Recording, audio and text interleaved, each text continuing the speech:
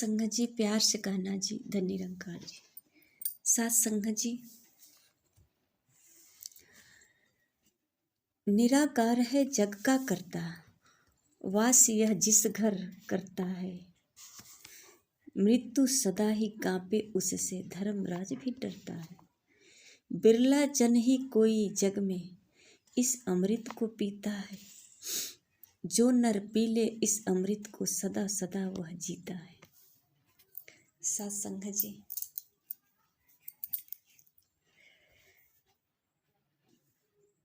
ऐसा रूप देखने को मिला मीरा जी से। मीरा जी को विष पिलाया गया, पर सात संगत जी, आज उदाहरण के तौर पे हम हर समय गाते हैं, सुनाते हैं कि मीरा जी को विष दिया गया, सांप से इनको डसवाया गया, पर सात संगत जी, मीरा जी की मृत्यु नहीं हुई। कहते हैं मृत्यु सदा ही कांपे उससे, धर्मराज भी डरता है। कैसे कोई मर सकता है? प्रहलाद जी, जिसका हम हर समय उदाहरण पर उदाहरण देते हैं, जिसके जीवन में निराकार का वास, जिसके जीवन में निराकार का एहसास हो, हर पल निराकार। सात संगत जी, उसे अब किस तरह का भय होता है? संसार से किसी प्रकार का भय नहीं रहता, और प्रमाण इतिहास सबके सामने है। बिरला जन ही कोई जग में इस अमृत को पीता है। मीरा जी ने पिया, मीरा जी ने विष को पी करके अमृत बनाया। ये निराकार को हर समय एहसास करती रही। ये निराकार के एहसास में ऐसे रंग गई कि इसे अपने शरीर तक का बोध नहीं हुआ। जिसे शरीर का बोध नहीं, उस पर जहर क्या असर कर सकता है? ये तो सब कुछ परमात्मा का हो चुका था, तो ये परमात्मा ही इसका रक्षा करेगा। सात संगत जी, कहते हैं कि जब मीरा जी ने विष को पिया तो भगवान कृष्ण का शरीर नीला पड़ने लगा। पिया तो मीरा जी ने, पर भगवान कृष्ण का शरीर नीला कैसे पड़ने लगा? क्योंकि मीरा और कृष्ण दोनों एक हो चुके थे। ये निराकार शरीर भले ही अलग अलग, पर ये आत्मा और परमात्मा मिलकर निराकार दोनों ही अविनाशी है। दोनों मिलकर एक हो गए। सात संगत जी, अगर थोड़ा भी हम समझ लेते कि ये मीरा जी का गुणगान गाकर क्या हमें ऐसी अवस्था प्राप्त हो सकती है? क्या हम भी कभी विष पी करके अमृत बना सकते हैं, जीवन जी सकते हैं? ऐसा जो कहा गया है, बिरला जन ही कोई जग में इस अमृत को पीता है। जो नर पी ले इस अमृत को, सदा सदा वह जीता। वो कभी मरता ही नहीं। मीरा जी ने नहीं मरे, प्रहलाद जी नहीं मरे। लोग तो बहुत मारने की कोशिश की, पर इसीलिए तो संसार जी कह रहे हैं मृत्यु सदा ही कांपे उससे, धर्मराज भी डरते हैं। सात संगत जी, मीरा जी के पास ऐसा कौन सा यंत्र था जो मीरा जी विष को भी अमृत बना दी? अपने गुरु का चरण शरण लेकर के, चरण धूलि लेकर के, गुरु के एक एक शब्द को अपने जीवन में उतार करके मीरा ने अपने गुरु का दिया हुआ मंत्र का हर समय स्मरण करके, यही यंत्र है जो मीरा जी ने अमृत बना दी विष को। और हम सिर्फ इसको दोहरा करके ही अमृत बनाना चाहते हैं। मीरा जी ने ये संसार में जितने विषैले शब्द आए ये सबको ग्रहण किया, जितनी प्रदूषण रूपी समस्या आए ये सबको ग्रहण किया और कुछ भी असर नहीं किया शरीर पे। ये सारे जो है अमृत के समान बन गए और सबसे टकराते हुए भी मीरा जी ने आज भी जीती हैं। इस समाज में, इस संतों में, सबके घट घट में, दिलों में आज भी जी रही हैं मीरा जी, मरी नहीं। आठों पहर जो सच्चे मन से जाप हरि का करता है, हरि भी ऐसे भक्त जनों के सारे कारज करता है। कहते हैं जो प्रभु का काम करता है उसका काम प्रभु करते हैं। सत्संग जी ये सच है। एक महापुरुष जी, सब लोग सत्संग गए थे और सत्संग जी इनके घर में जो है रात में चोर कूद गए। सत्संग चूँकि रात की थी और रात में सत्संग होने के कारण, साधन की उपलब्धता न होने के कारण रात में घर वापस नहीं आ पाए महापुरुष। जहाँ सत्संग थी वहीं पे रात बितानी पड़ी। और सत्संग जी ये पड़ोस के ही जाने पहचाने लोग सोचे कि ये लोग तो आज रात में आ नहीं पाएंगे। और सत्संग जी बाढ़ का समय था, गांव में सब जगह बाढ़ आई हुई थी। पशु को खिलाने के लिए घर में चारा का बहुत जो है समस्या थी, चारा नहीं था।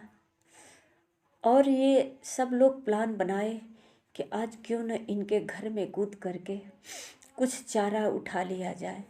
पशु को खाने वाला आहार भूसा, जो गेहूं का भूसा होता है, लोगों ने सोचा कि इस भूसे को भर करके भक्कू में अपने घर ले जाएं और 2-4 दिन घर का मतलब हमारे पशु के आहार का काम चले।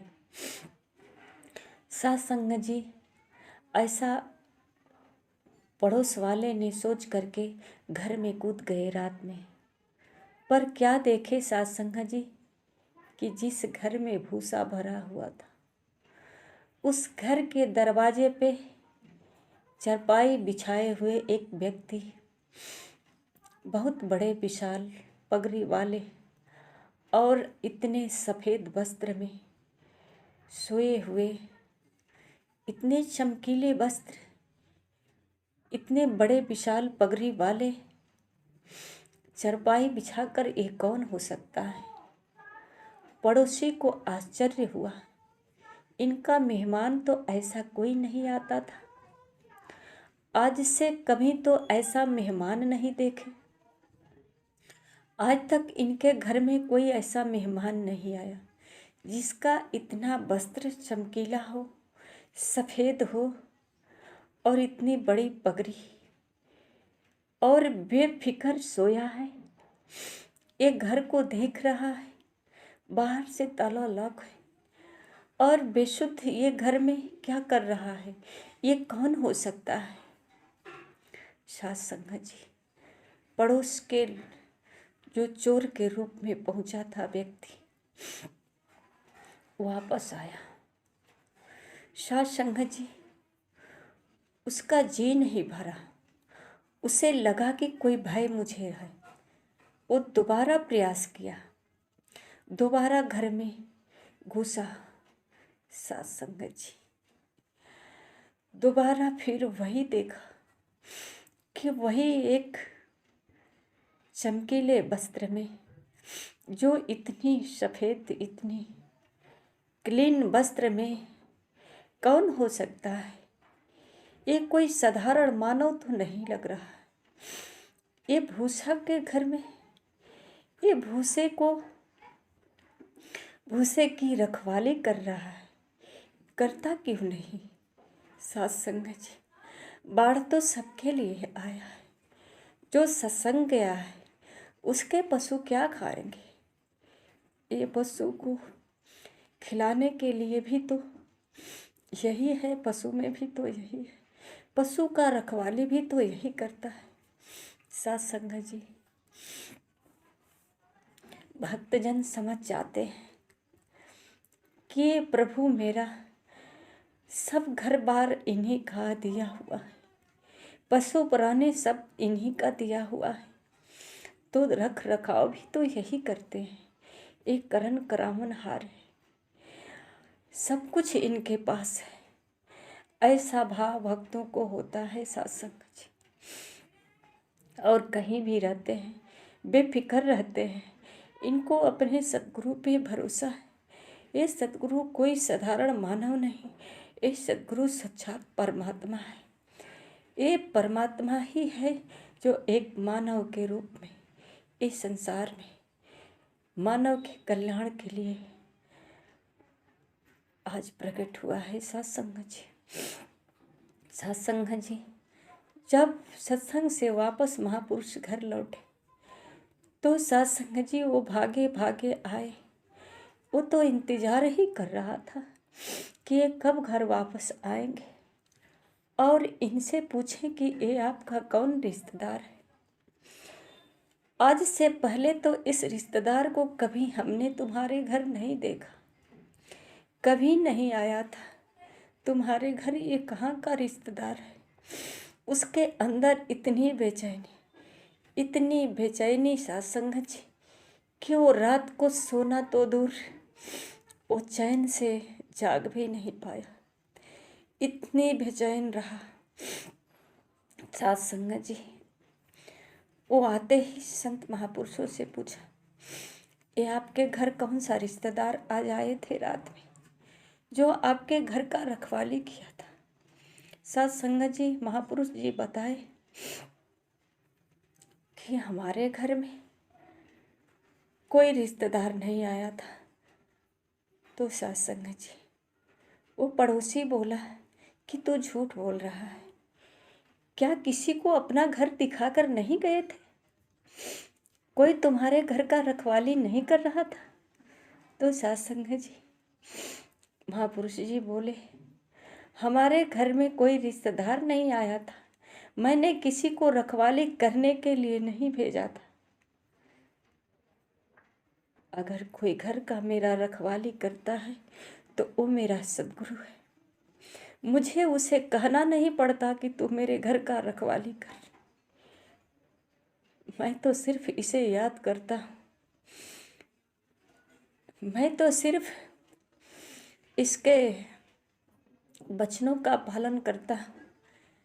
मुझे ये सत्संग दिया है, संतों का सेवा करने का आदेश दिया है, और मैं सत्संग जा कर के संतों के बीच सिर्फ इसका गुणगान करता हूँ, इसका यश गाता हूँ। और ये घर का रखवाली स्वयं करता है, इसे कहना नहीं पड़ता, इसे बताना नहीं पड़ता कि आज मैं घर छोड़कर जा रहा हूँ। ये जब प्राणों का रक्षा करता है, ये कड़कड़ में विराजमान है, सर्वव्यापी है, सर्वशक्तिमान है, सर्वज्ञ है, तो इसे कहने की जरूरत नहीं पड़ती, इसे बताने की जरूरत नहीं पड़ती। ये सब कुछ करता है, एक करण करावनहार है।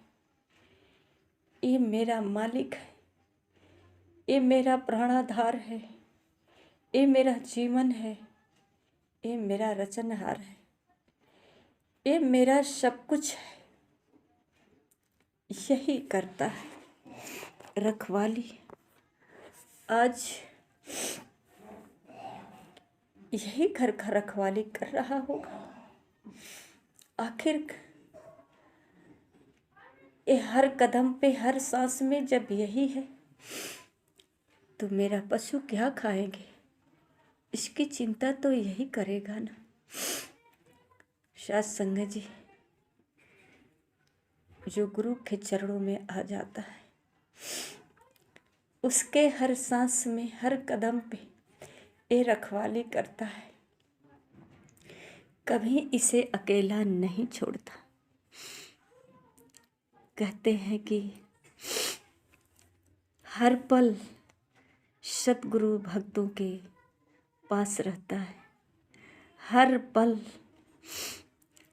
कहे अवतार की ऐसे सीख के सतगुरु पल पल पास रहे।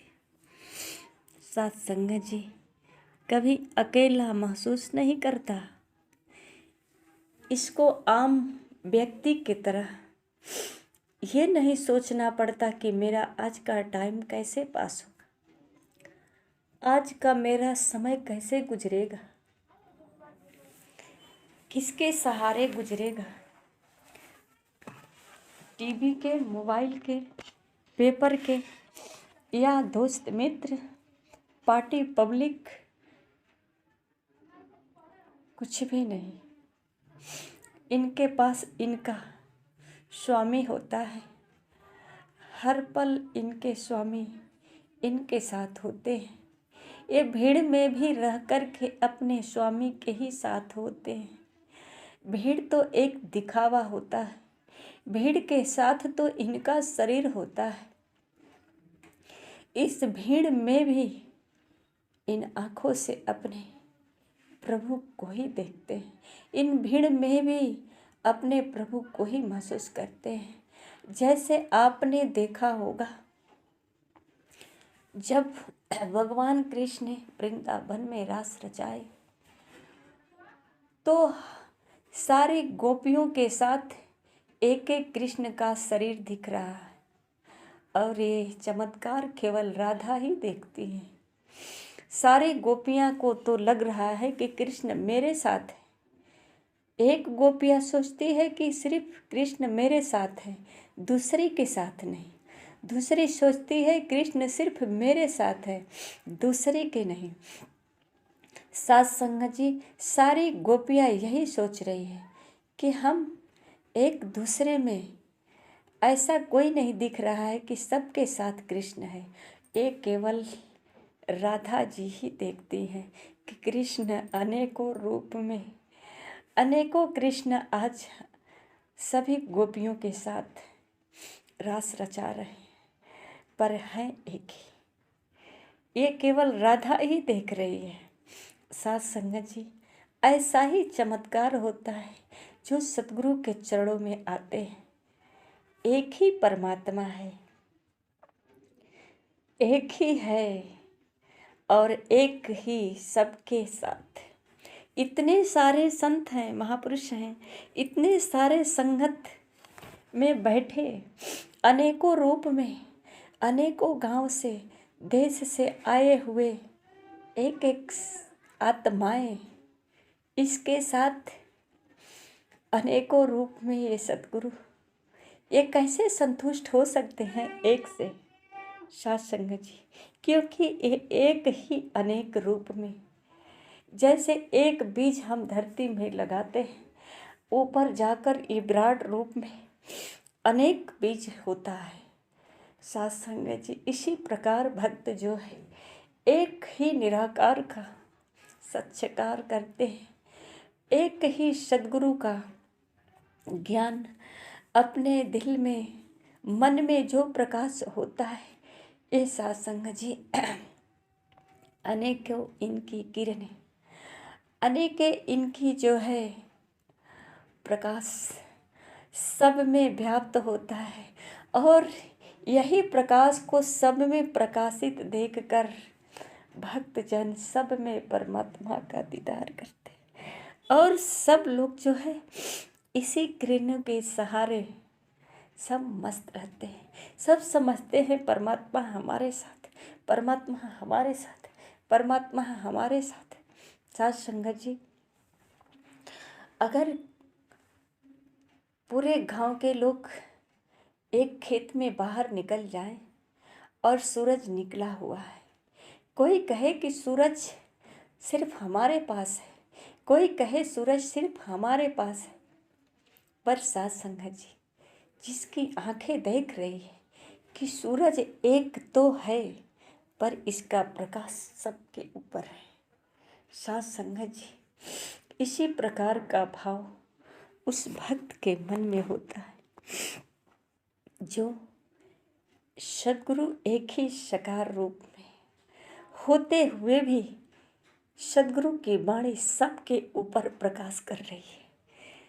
सब कह रहे हैं हमने सद्गुरु की वाणी को ग्रहण किया, हमने सद्गुरु के वचन को सुना। सब लोग जो है अपने अपने आँखों से दर्शन किया, सब लोगों ने अपने अपने कानों से सुना, सब लोगों ने अपने अपने हाथों से सेवा किया, सब लोगों ने अपने अपनों पाँवों से चलकर, पर था तो एक ही का प्रकाश सब में, और सब में सबको प्रकाशित किया। सब एक ही का दीवाना हुए, सब एक ही में लीन हुए, सब एक ही में मिल गए। पर ये देखने को दृश्य सत्संग जी तब मिलता है जब सद्गुरु की कृपा होती है, जब सद्गुरु के चरणों में समर्पण होते हैं, जब सद्गुरु का दया, सद्गुरु जो है ये दिव्य दृष्टि दे करके ये चमत्कार जब दिखाते हैं, सत्संग जी सब में इनका दर्शन होता है और सब में दर्शन करके अपने इस जीवन को धन्य करते हैं। आइए सत्संग जी हम भी प्रयास करें, सद्गुरु के चरणों में अपने आप को समर्पण कर दें और इस जीवन को प्रकाशमय करें। सत्संग जी प्यार से कहना जी, धन्य निरंकार जी।